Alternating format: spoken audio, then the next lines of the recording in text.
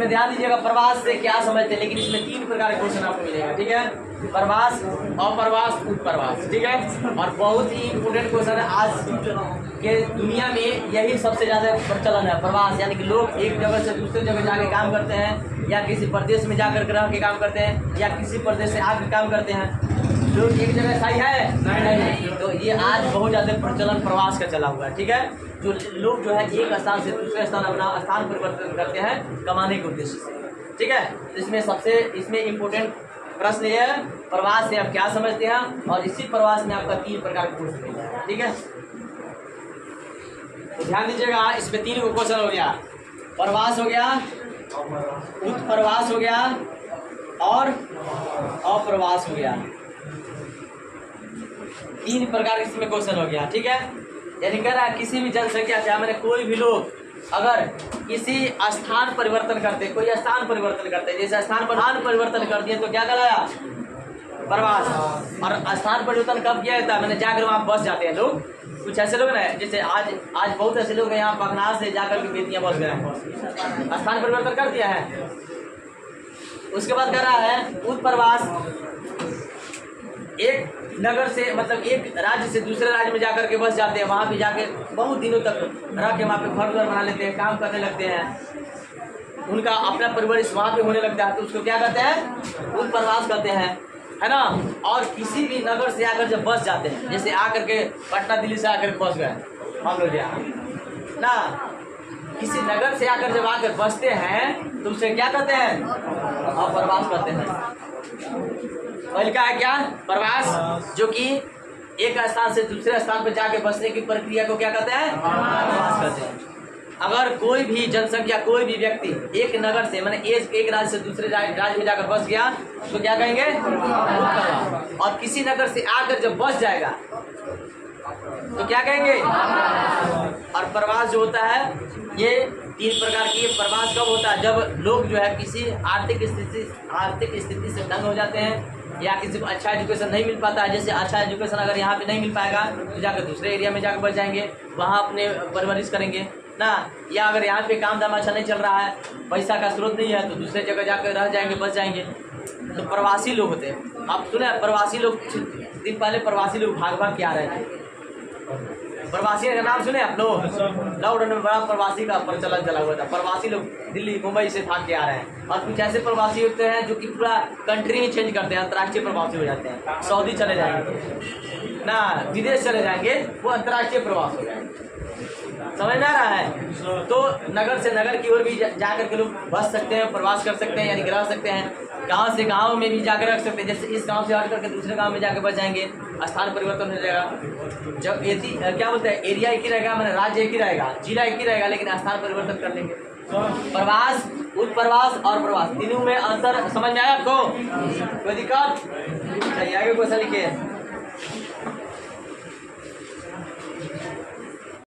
देखिए प्रश्न है, देखिए हम लोग का चैप्टर है विश्व जनसंख्या वितरण और घनत्व। विश्व जनसंख्या, अब जनसंख्या के बारे में पढ़ना, आप लोग को जनसंख्या कब बढ़ती रहती है, जनसंख्या परिवर्तन के कारण क्या है ना, वितरण, घनत्व, वृद्धि, यानी कि जनसंख्या से मानव, विश्व की जनसंख्या से रिलेटेड चीज हमको इसमें पढ़ना है, ठीक है। तो पहले का हम लोग का क्वेश्चन क्या होगा, जनसंख्या परिवर्तन। जनसंख्या परिवर्तन किस किस कारण होना है, 3 को आपको कारण बताना है, जनसंख्या परिवर्तन क्यों होता है। जैसे अगर मान लीजिए आप यहाँ से अगर बेतिया में चले गए तो यहाँ के जनसंख्या में परिवर्तन हो गया, जो 500 आबादी था 500 था 499 हो जाएगा, ये कम हो जाएगा, ठीक है। इसलिए जनगणना हमेशा होते रहता है कि पता चलते रहता है कि जनसंख्या परिवर्तन कैसे चला है। लिखिएगा क्वेश्चन, इसका आंसर लिखिएगा। हाँ, जनसंख्या परिवर्तन 3 घटक, जन्म, मृत्यु और प्रवास है। जनसंख्या परिवर्तन के कितने कारण बताना है, 3। और जनसंख्या परिवर्तन कब होता है, मैंने हम लोग की जनसंख्या कब परिवर्तन होता है, या तो किसी की मृत्यु हो जाए, जन्म हो जाए, या प्रवास कर जाए। अगर किसी का जन्म होता है, यानी कि जन्म होगा, अगर गांव में वाले किसी बच्चे का जन्म हो गया तो एगो संख्या बढ़ गया, परिवर्तन हुआ। अगर कोई मर गया तो भी परिवर्तन हुआ, एगो कम हो गया। और प्रवास हो गया, यानी कि प्रवास मतलब एक स्थान से दूसरे स्थान चला गया, पगना छोड़ के बेतिया चल गया, तो यहाँ की संख्या कम हो गया, जनसंख्या परिवर्तन हुआ। लिखा जाएगा 3 को कारण, कोई दिक्कत? आज के लिए क्वेश्चन हम लोग का है, जन्म दर और मृत्यु दर में अंतर बताना है। ठीक है, जन्म दर मतलब जो बच्चे की जन्म होती है उसका रेट क्या है, दर क्या है, और मृत्यु जो दुनिया में आया है तो मृत्यु तो होना ही निश्चित है, और कितने मृत्यु हो रही है इसका रेट बताना है। ठीक है, तो दोनों में अंतर क्या होता है, मैंने कितने जो है जन्म दर कैसे निकाला जाएगा, मृत्यु दर कैसे निकाला जाएगा। ठीक है, जन्म दर मृत्यु दर में प्रति 1000 व्यक्तियों के पीछे जीवित, याद दीजिएगा, प्रति 1000 व्यक्तियों के पीछे जीवित शिशुओं की संख्या 1000 में है ना, 100 में नहीं, 1000 में, 1000 के पीछे जितना भी जीवित शिशु होगा जन्म दर में कहलाएगा, और सेम वही 1000 के पीछे जितना मृत्यु होगा उतना मृत्यु दर कहलाएगा। ठीक है, यानी 1000 में करते हैं, यानी कि अब देखा जाता है कि जन्म का रेट कितना है, मृत्यु का रेट कितना है। अगर जन्म मृत्यु से अधिक होता है तो क्या होता है, ऋणात्मक होता है। अगर मृत्यु अधिक होता है जन्म से, मान लीजिए कि एक वर्ष में 2000 बच्चों की जन्म हुई है ना, 1000 में एक साल में 2000 बच्चों की जन्म हुई, अगर मृत्यु हो रही है 500 ना, तो यानी कहने का मतलब है कि 500 बच रहा है। ठीक है, लेकिन अगर कहीं 1000 बच्चे अगर जन्म ले रहे हैं, 2000 मर रहा है ना, मेरे बाकी और बच्चे हैं ना जी पहले से, ऐसे मैंने कहने का मतलब है कि 1000 अगर एक साल में जन्म होता है तो पिछले बार भी जन्म हुआ है बच्चों सबका, तब उसमें से मिलाकर ज़्यादा मर रहा है तो क्या, यानी कि घटात्मक जा रहा है, ऋणात्मक जा रहा है, यानी घटते हुए जा रहा है। अगर नहीं मर रहा है, अगर उससे अधिक हो रहा है तो क्या होगा, ऋणात्मक होगा, जो अभी लिखवाया गया है घटते। अगर जन्म दर से मृत्यु दर अगर बढ़ जाएगा यानी कि कहने का मतलब है आपका जन्म दर घट रहा है। अगर जन्म दर से मृत्यु दर ज़्यादा है ना, जन्म अगर ज़्यादा है मृत्यु कम है तो क्या होगा, धनात्मक हो जाएगा। ठीक है, तो आपको अंतर बता देना है कि दोनों में अंतर क्या है। ठीक है, और इसका डिफिनेशन दो नंबरिया क्वेश्चन में आएगा, छोटा क्वेश्चन आएगा। ठीक है, लॉन्ग क्वेश्चन में नहीं आएगा। आगे क्वेश्चन लिखिए,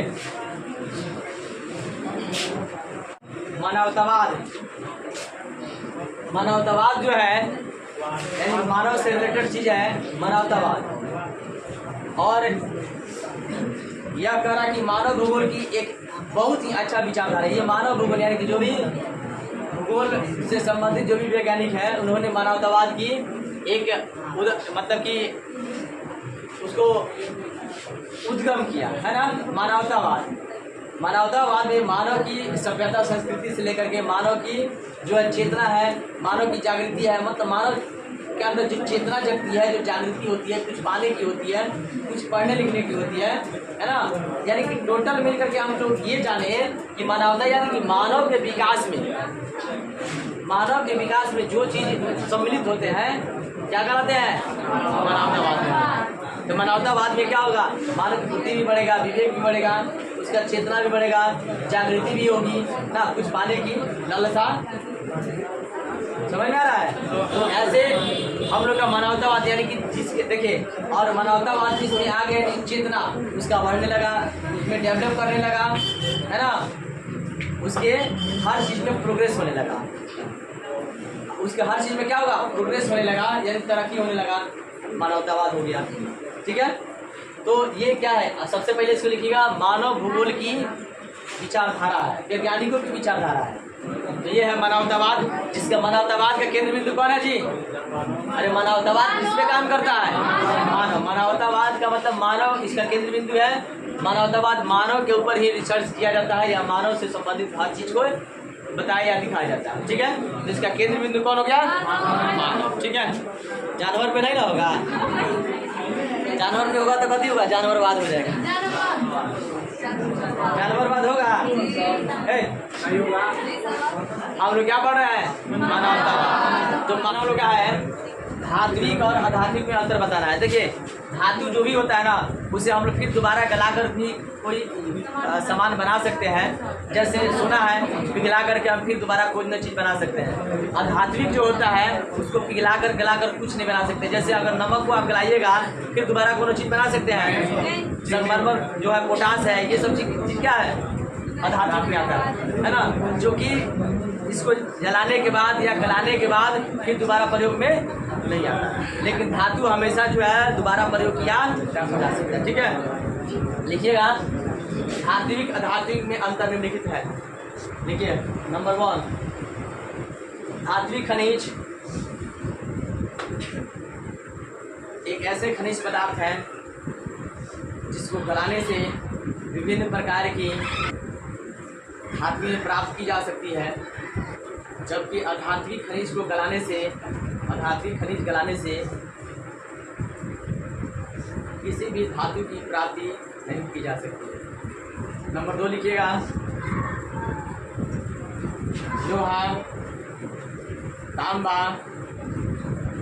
लोहा तांबा बॉक्साइट धात्विक खनिज है, धात्विक खनिज है, जबकि कोयला, नमक, पोटास, संगमरमर,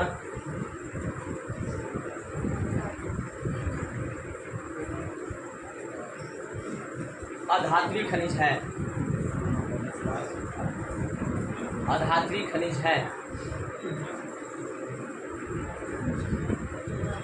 हो गया बस। ये धात्विक और धात्विक में, धात्विक और अधात्विक में अंतर समझ में आ गया।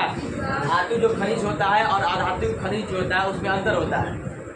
धातु जो भी होता है, धात्विक खनिज में जो भी आते हैं उनका हम लोग दोबारा प्रयोग कर सकते हैं, दोबारा काम में ला सकते हैं, पिला के फिर दोबारा यूज कर सकते हैं। नहीं, जैसे तांबा हो गया ना, जो है लोहा हो गया, सबको क्या करते हैं, सोना हो गया, ये सबको फिर दोबारा पिलाएंगे फिर भी काम में आ जाएगा ना। लेकिन अधात्विक वैसे खनिज जिनका एक बार ही प्रयोग किया जाए, ध्यान रखिएगा, अधात्विक खनिज जिनका एक बार प्रयोग किया जाए फिर दोबारा प्रयोग में नहीं आएगा, उसको गलाने से या तपाने से, है ना, दोबारा नहीं यूज में आएगा, वो क्या कहलाएगा, अधात्विक जाएगा। जिसको दोबारा हम लोग प्रयोग कर सकते हैं उसको क्या कहेंगे, धात्विक खनिज, और ये लिखा जाएगा। चलिए आगे क्वेश्चन फिर लिखिए।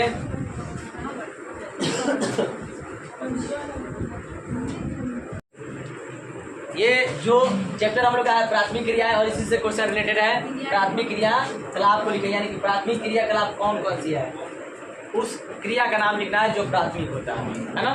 लिखिएगा, प्राथमिक क्रियाकलापों में पृथ्वी तल से, पृथ्वी तल से, पृथ्वी तल मतलब पृथ्वी के तल से नीचे कच्चे पदार्थ को, कच्चे पदार्थ को निकालने या उत्खनन, निकालने या उत्खनन का कार्य करते हैं। उत्खनन मतलब समझते हैं, खोद करके निकालना, उत्खनन का कार्य करते हैं। इसमें करते हैं, इसमें आखेट, आखेट एवं संग्रहण, आखेट एवं संग्रहण, पशुचारण, पशुचारण, मछली पकड़ना, मछली पकड़ना, वन से लकड़ी काटना, वन मतलब जंगल से लकड़ी काटना, खनन, खनन,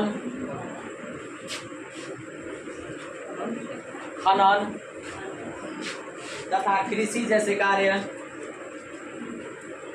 खनन तथा कृषि जैसे कार्य सम्मिलित हैं। कृषि जैसे कार्य सम्मिलित हैं। हो गया बस। बस आपको क्या करना, प्राथमिक क्रिया कौन कौन सी है। प्राथमिक क्रिया मतलब पृथ्वी के तल से जो नीचे खनन करके हम लोग निकालने का काम करते हैं, खोल करके निकालने का काम करते हैं, क्या कहलाता है, प्राथमिक क्रिया कहलाता है। इसमें प्राथमिक क्रिया में और भी चीजें शामिल है, जैसे मछली पकड़ना, कृषि, है ना, और है क्या, कौन से लकड़ी काटना है ना। पूछ सकता है ऑब्जेक्टिव क्वेश्चन में मछली पकड़ना कौन सी क्रिया में होता है? कृषि कौन क्रिया में है? मत्स्य कौन क्रिया में है? मनुष्य लकड़ी काटना कौन क्रिया में है? ये ऑब्जेक्टिव है। ऑब्जेक्टिव पूछता भी है ऑब्जेक्टिव है, ठीक है। तो इसको याद कर लीजिएगा। 4-5 जो कार्य है जो कि प्राथमिक कार्य में होता है, नीचे से खनन करके निकाला जाता है, कौन कार्य में होता है? करते ना किसी को भूख लग गया। झूम, मिल्पा और लदान क्या है? देखिए ये तीनों कृषि का नाम है, अलग अलग जगहों पे अलग अलग नाम से पुकारा जाता है, ठीक है। झूम, मिल्पा और लदान। बस हो गया, हो गया। तो देखिएगा झूम, मिल्पा और लदान कृषि का नाम है, जो कि हमारे जो स्थानांतरित कृषि होती है ना, मतलब कि बदल बदल के जो कृषि होती है, तो हम लोग को भारत के उत्तर पूर्वी राज्यों में उस कृषि को क्या कहा जाता है? झूम कहा जाता है। इसी कृषि को अमेरिका और मैक्सिको में इसी कृषि को क्या कहा जाता है? मिल्पा।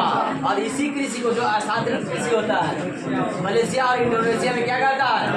लदान कहा जाता है। और इस कृषि को कर्तन कृषि भी कह सकते हैं या दहन कृषि भी कह सकते हैं, ठीक है। यानी कि कौन कृषि जो स्थानांतरित होता है, जो स्थान को बदल करके जो खेती करते हैं, जैसे हम लोग यहाँ बहुत सारा खेती होता है ना, धान गेहूँ वगैरह का होता है, परिवर्तन करके खेती होता है ना। तो कृषि एक ही है, लेकिन अलग अलग जगहों पे अलग अलग नाम से पुकारा जाता है, ठीक है। क्वेश्चन लिखिए आगे। इसमें हम लोग का 5वां प्राथमिक क्रियाएं हैं। प्राथमिक क्रिया इसमें जैसे खनन होता है, कृषि होता है ना, जिससे मनुष्य जो है अपनी जीविका चला सकता है, वो प्राथमिक क्रिया कहलाता है, ठीक है। इसमें पढ़ना है। और क्वेश्चन है संसार में जलवासी पशु चारण की विशेषता को लिखना है। क्वेश्चन समझो पहले, क्वेश्चन समझिएगा। संसार में जलवासी, जलवासी किसे कहते हैं? जलवासी, वासी मतलब होता है जो वास करने वाले, निवास करते हैं। चल मतलब चलते फिरते, जो चलते फिरते लोग निवास करते हैं तो जलवासी करते हैं। और पशु चारण, ये लोग साथ में अपने पशु चारा कर भी अपना जीवन यापन करते हैं। जैसे आप लोग देखोगे पगना इस फील्ड में कई बार लोग टेंट बना करके, तंबू बना करके लोग रहते हैं, पशु के साथ में रहते हैं, भेड़ बकरी या जो भी रखते हैं, है ना। ये सब पशु अपने साथ में चराते रहते हैं, यानी कि ये लोग चरवासी हैं। कभी एक जगह स्थायी रह के जीवन यापन नहीं करते। जो लोग एक जगह पे रह करके अपना जीवन यापन नहीं करते उसको क्या करते हैं? समझ में आया? तो हम विशेषता बता देना आपका है। सबसे पहले ये लोग जो एक जगह पे अस्थायी रहकर जीवन यापन नहीं करते हैं। कभी यहाँ पे रहेंगे, कभी आप देखोगे कभी यहाँ पे पगना में, तो कभी आप देखिएगा बेतिया में, है ना। तब जहाँ मतलब जहाँ पे फील्ड होता है, जहाँ कहीं पे जगह होता है, वहाँ पे जाकर बच जाते हैं ना। और ये लोग क्या करते हैं? अपने साथ कुछ पशुओं को भी रखते हैं। जैसे जैसे जहाँ जहाँ अगर छोटा छोटा घास होता है, देखिए जहाँ छोटा घास होगा वहाँ पे भेड़ बकरियाँ ये लोग पालते हैं। कारण क्या है कि छोटा घास यानी कम घास होता है, तो कम घास यानी कि छोटे छोटे जानवर आएंगे तो खा करके पेट भर सकते हैं। अगर वहाँ पे बड़ी बड़ी जानवर रखेंगे तो क्या खाएंगे? दिक्कत ना हो जाएगा। इसलिए वहाँ पे जहाँ पे कम घास होता है वहाँ पे भेड़ और बकरी रखते हैं, ताकि कम घास में पेट भर जाए। जहाँ पे लंबे लंबे या मुलायम घास होते हैं, यानी ज़्यादा घास होता है, वहाँ पे क्या रखते हैं? गाय वगैरह रखते हैं, ताकि ज़्यादा हो सकता है खाने पीने के मतलब घास को, तो वहाँ पे गाय रखते हैं। उसके बाद ये लोग जो है इनके जो भी पशु होते हैं, ये क्या चीज़ पर निर्भर होते हैं? वनस्पति पे। वनस्पति समझते हैं, मतलब पेड़ पौधा जो है टहनी तोड़ के लाते हैं, उसको पत्ता लाते हैं, उसको खिलाते हैं ना, जो भी मवेशी रखते हैं। कुछ लोग देखते हैं ना, कुछ लोग क्या करते हैं, वो कलाव रखते हैं, जैसे सिल्वर लोड़ा बेचने का काम करते हैं, देखे हैं। तो ये चलवासी में आते हैं। ये लोग जो है अपने मौसम के अनुसार, जैसे मान लीजिए ज़्यादा अगर बरसात हो जाए, फील्ड में पानी लग जाए, तो यहाँ से भाग करके कहाँ जाएंगे? दूसरे जगह चले जाएंगे। तो ये लोग मौसम परिवर्तन के अनुसार अपना स्थान भी परिवर्तन करते रहते हैं। लिखा जाएगा संसार में, बहुत इंपॉर्टेंट क्वेश्चन है, संसार में चरवासी पशु चारण, ठीक है। समझ में आ गया ना? कोई दिक्कत? ठीक है। प्रश्न हम लोग का जीवन निर्वाहक, देखिए जीवन निर्वाह मतलब होता है जिस पे हम लोग आश्रित रहते हैं। हम लोग जो भी भोजन करते हैं, जीवन हम लोग का जीने के लिए कुछ चीज़ों पे हम लोग क्या होते हैं, आश्रित रहते हैं, तब ना हम लोग का जीवन निर्वाह होती है, यानी जीवन चलने का काम होती है। हम लोग अगर नहीं खाए पिए, हम लोग का जीवन किसी चीज़ पे निर्भर नहीं हो तो हम लोग जी पाएंगे नहीं। तो जीवन निर्वाह कृषि, कृषि मतलब खेती, कुछ ऐसे खेती होती है जिससे हम लोग क्या करते हैं, जीवित रहते हैं, उसको मतलब उसी पे हम लोग आश्रित रहते हैं। नहीं खाएंगे तो नहीं जीवित रह सकते हैं। तो आपको इसके बारे में लिखना, लिखिएगा। तो जीवन निर्वाह कृषि क्या है, कुछ ऐसे कृषि जिसमें हम लोग क्या करते हैं, मनुष्य अपना जीवन यापन करता है, मनुष्य जीता है। तो मनुष्य जीने के लिए क्या चाहिए, उसको कृषि करना पड़ेगा। अब कृषि करेगा तो कुछ ऐसे कृषि जो खास हो अपने परिवार के लिए, बेचने के उद्देश्य से नहीं, अपने परिवार की भरण पोषण के लिए। जैसे इस प्रकार के कृषि जो होता है, नदी आप देखें ना, अपना जो नदी है ये वाला, अरे भाई क्या जो बूढ़ी गंडक नदी है, जब सूख जाती है तो पूरा लोग को छीन लेता है, सबका अधिकार हो जाता है, सब कोई छीन अपना अपना क्या करता है, खेती करता है, बड़ा अच्छा खेती होता है। लेकिन जब पानी होता है तो सबका खेती नदी में चला जाता है। लेकिन जब पानी सूख जाता है तो सब अपना अपना क्या करते हैं लोग, हाँ खेती करते हैं, बड़ा सुंदर फसल होता है ना। और घाटी में मतलब नदी घाटी में इस प्रकार की खेती की जाती है जो कि अपने भरण पोषण के लिए, मतलब अपने खाने पीने के लिए, अपने जो है जीवन को चलाने के लिए, जीवन निर्वाह, जीवन मतलब जीवन को चलाने के लिए जो खेती किया जाता है उसको क्या कहते हैं, दिखा जाएगा। धान गेहूँ मक्का जो भी हम लोग खा के जो जीवन निर्वाह करते हैं, सब क्या होता है, गहन निर्वाह, जीवन निर्वाह या गहन निर्वाह में आता है।